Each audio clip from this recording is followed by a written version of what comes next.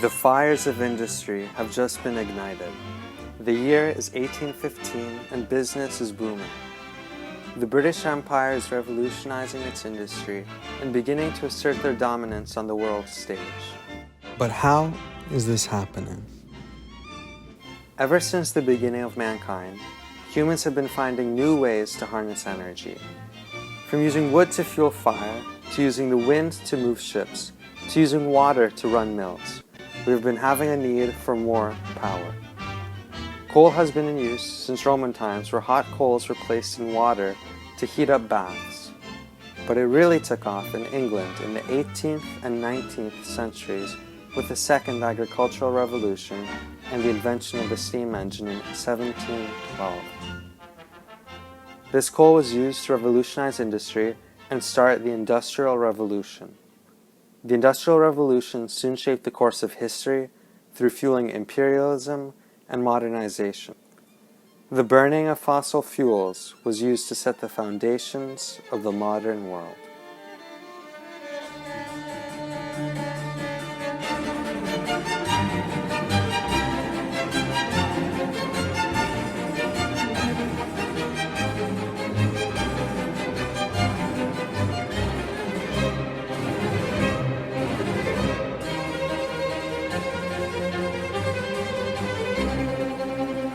Everything we have today was built with fossil fuels. But what are fossil fuels? Fossil fuels are the remains of plants and animals from millions of years ago.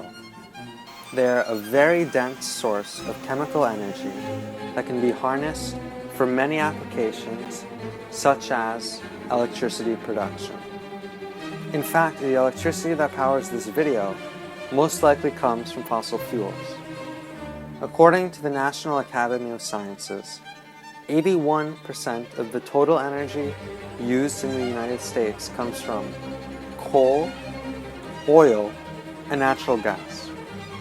This contributes to increased carbon dioxide in the atmosphere, which causes a global warming effect throughout the planet.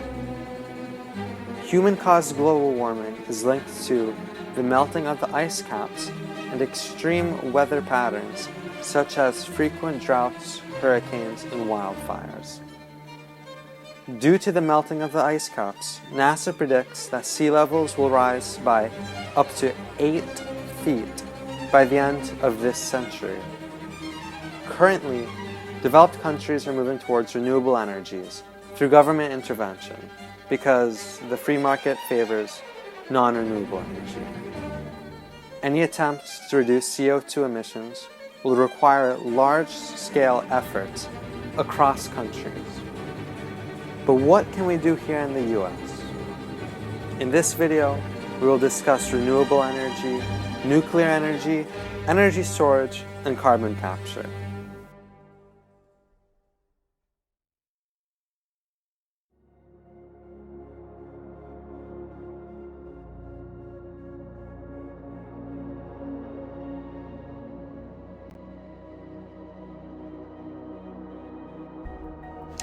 What is the difference between renewable and non-renewable energy? If you weren't already aware, renewable energy is energy from a replenishable source, while non-renewable energy is energy that isn't replenishable.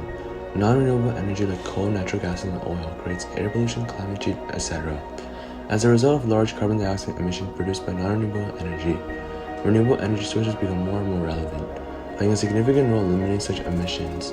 Renewable energy such as solar energy, wind energy, hydro energy, and much more is harnessed by technology like windmills to provide environmentally friendly energy. However, even though renewable energy has many benefits, there are many drawbacks to its comprehensive implementation. One such drawback is that the electricity generation capacity isn't enough. Thus, coal remains a pretty significant source of electricity production, about 20% in the United States. We can get to zero carbon emissions quicker by funding renewable energy technology and heavily taxing coal mining and usage, so companies and factories are less inclined to use non-renewable energy. Luckily, a report from Morgan Stanley states that it is likely that from the 12.2% currently, about 55% of the US electricity will be produced by renewable energy in 2035, showing that actions are indeed being taken place to limit carbon emissions. However, as previously mentioned, because of the lack of electricity generation capacity, renewable energy isn't as viable as it would like to be, leading to nuclear energy use.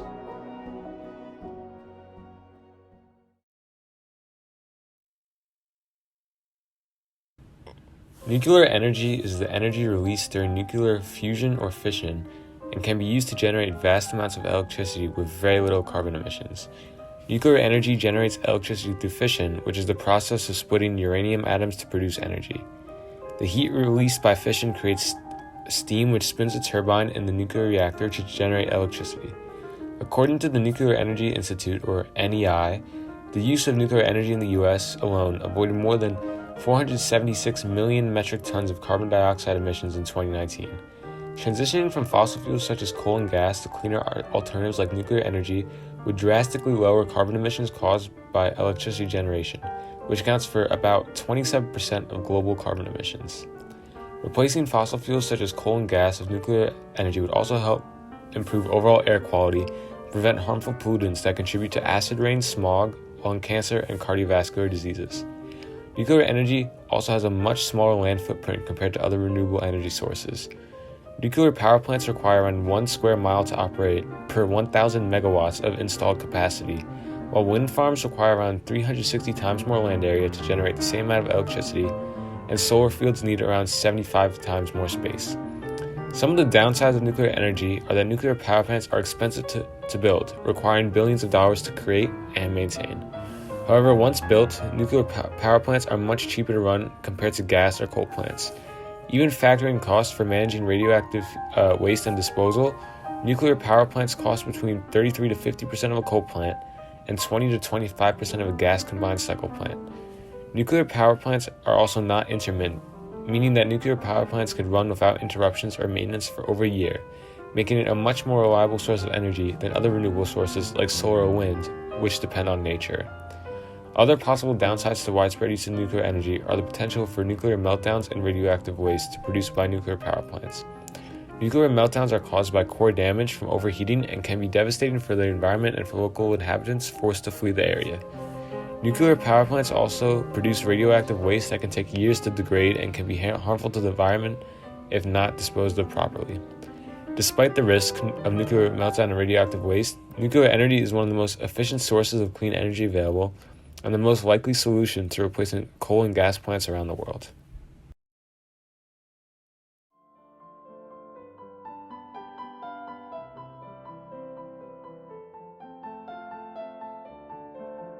As technology progressed to generate more energy, new ways to store energy were also developed. First off is the pumped storage hydroelectricity, also known as PSH method. PSH is involved with the use of reservoirs, where during times of excess energy, water from the lower reservoir is pumped to the higher reservoir and stored until use, where it is pumped down with gravity to the lower reservoir. According to the US government, 93% of energy is stored with this method in the United States. Another energy storage method is the flywheel. The flywheel is a rotor that converts excess energy into kinetic energy, which spins the rotor. When there's not enough energy, the kinetic energy is turned into electricity. There are also very large batteries. This battery is a giant version of your daily AA battery, following the same concept of storing electricity except in larger quantities. Next is the compressed air energy storage method, also known as CAES. CAES is essentially using excess energy from the generator to compress air into a storage container or underground. By compressing air into the container, heat is generated and is released for use by the generator when needed. The next method is called cryogenic storage. Cryogenic storage works by cooling air down to negative 196 degrees Celsius, at which point it turns into liquid for storage in insulated low-pressure tanks. When needed for use, the liquid is exposed to surrounding temperature, causing it to rapidly regasify and expand 700-fold in volume, allowing it to turn the turbine and generate electricity.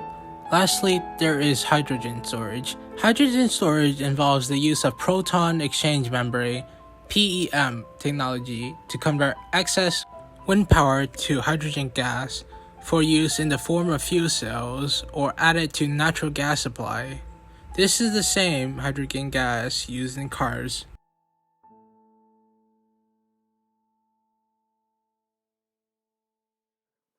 Carbon capture is the process of capturing CO2 straight from the source before it enters the atmosphere and storing the carbon deep underground. If we're able to implement carbon capture and storage to all energy and industrial facilities, this would reduce 20% of CO2 emissions, which is a huge amount of carbon. Carbon capture will allow our atmosphere to have cleaner air for us to breathe as well. However, there are some disadvantages to the solution. If existing energy plants would implement carbon capture, it would cost a lot of money and would result in a 50 to 80% of electricity prices. Another issue that arises is how much space we have underground. Scientists say that the USA has enough carbon storage underground for the next 100 years. However, this doesn't apply for countries around the world. Trying to calculate this for the long term may be difficult, which is a reason why many countries haven't started carbon capture yet. There are some safety issues with carbon capture as well. For example, studies say earthquakes can be caused from carbon capture. All these problems, however, do not outweigh the benefits of carbon capture. If we keep letting CO2 enter our atmosphere, global warming will continue to destroy the planet that we live in. With the government's help, we can add carbon capture technology to our existing plants and take a step closer to stopping climate change.